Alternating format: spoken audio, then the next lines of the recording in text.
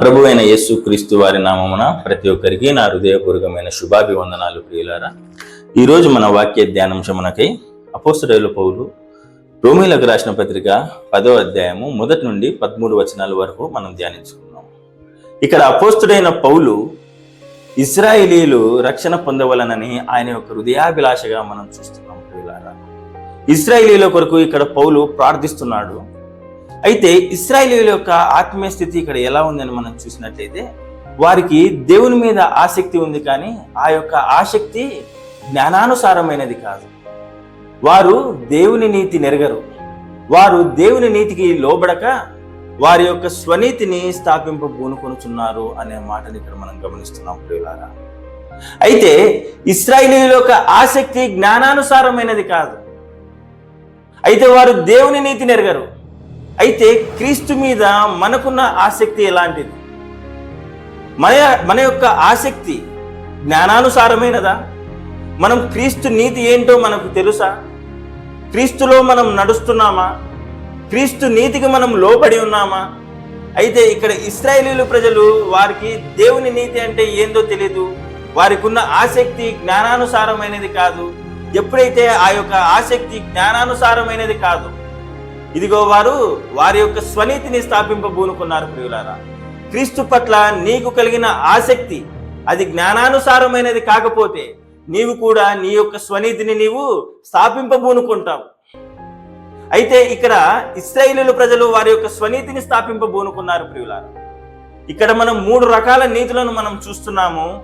మొదటిగా స్వనీతి, రెండవదిగా ధర్మశాస్త్రపు నీతి, మూడవదిగా దేవుని నీతి. అయితే ఈ యొక్క స్వనీతి మనల్ని పరలోక రాజ్యానికి తీసుకువెళ్ళదు. ప్రియులారా, అయితే ధర్మశాస్త్రపు యొక్క నీతిని నెరవేర్చువాడు దాని వలననే జీవిస్తాడు.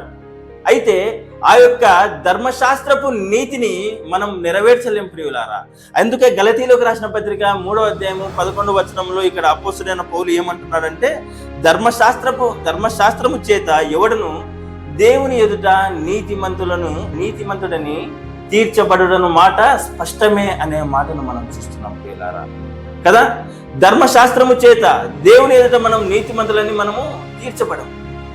స్వనీతి చేత మనము దేవుని ఎదుట నీతిమంతులమని మనము తీర్చబడము. అయితే మనము ఎప్పుడు నీతిమంతులుగా తీర్చబడతాము?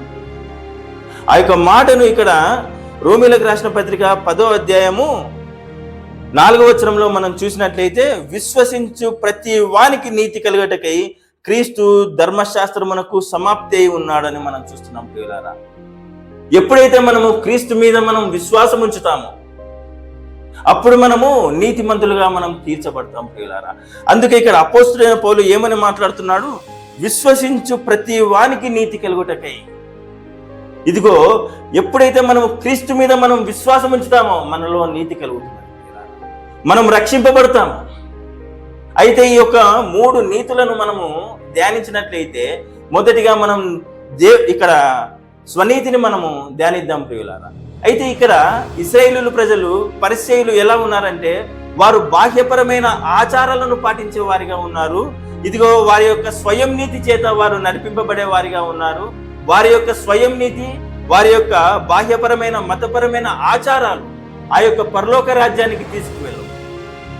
అయితే వారు పుదీనాలో, సోంపులో, జీలకర్రలో మనం 10వ వంతు ఇచ్చాము, పరలోక రాజ్యం మనది అని వారు అనుకుంటున్నారేమో.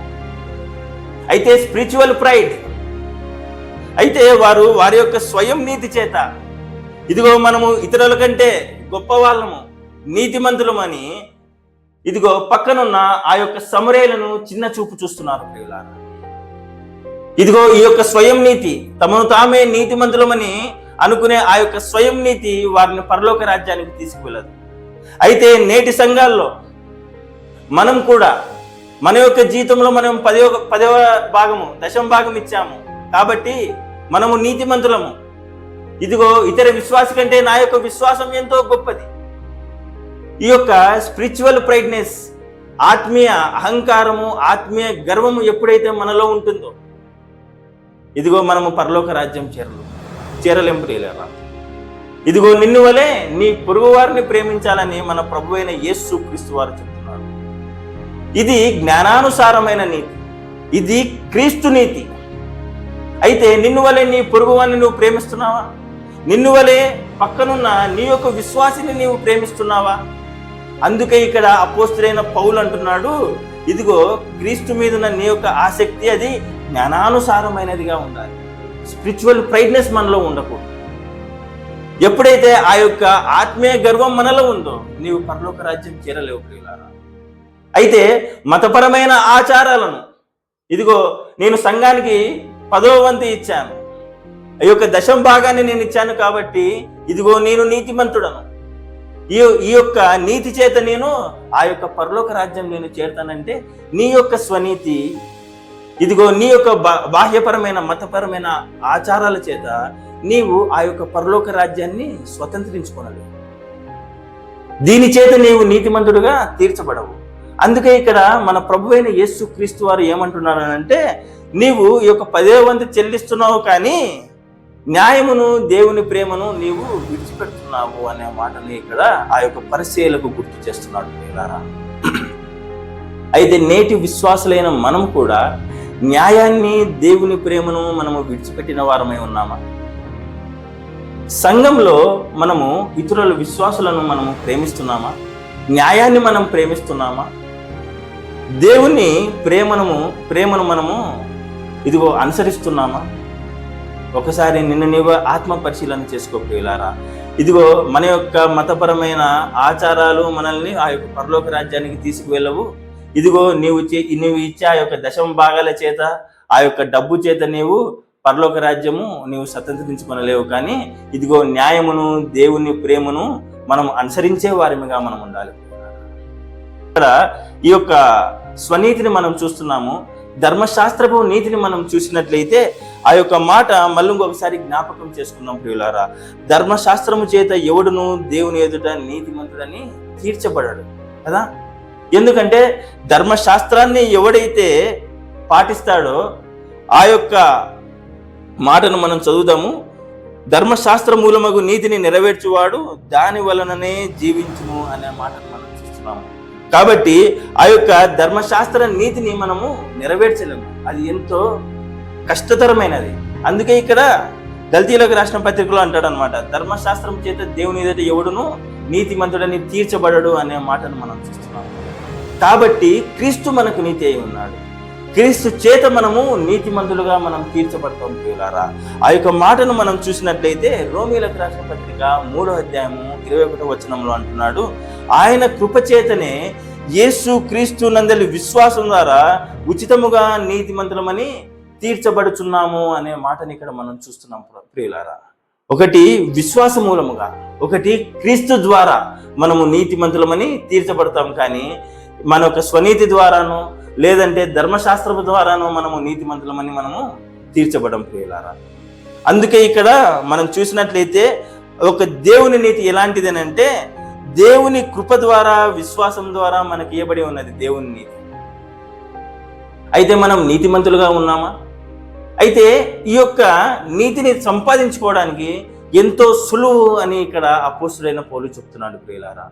ఆ యొక్క మాటలను మనం చూసినట్లయితే యేసు ప్రభువనియు నీ నోటితో ఒప్పుకొని దేవుడు మృతులలో నుండి ఆయనను లేపనని నీ హృదయంలో విశ్వసించిన యెడల నీవు రక్షింపబడుదువు అనే మాటని ఇక్కడ మనం చూస్తున్నాం ప్రియులారా. ఎంతో ఈజీ కదా ఇది. ఏమనాలంట, యేసు ప్రభువని మన నోటితో ఒప్పుకోవాలి. ఇదిగో దేవుడు మృతులలో నుండి ఆయనను లేపనని నీ హృదయంలో విశ్వసించాలి. అప్పుడు నీవు రక్షింపబడతావు, నీవు నీతిమంతుడిగా తీర్చబడతావు. కాబట్టి ఇదిగో విశ్వసించు ప్రతి వానికి నీతి కలుగుటకై ధర్మశాస్త్రమునకు ఆయన సమాప్తి ఉన్నాడు అనే మాటను మనం చూస్తున్నాం ప్రియులారా. కాబట్టి ధర్మశాస్త్రము చేత దేవుని ఎదుట ఎవడు నీతిమంతుడని తీర్చబడడు.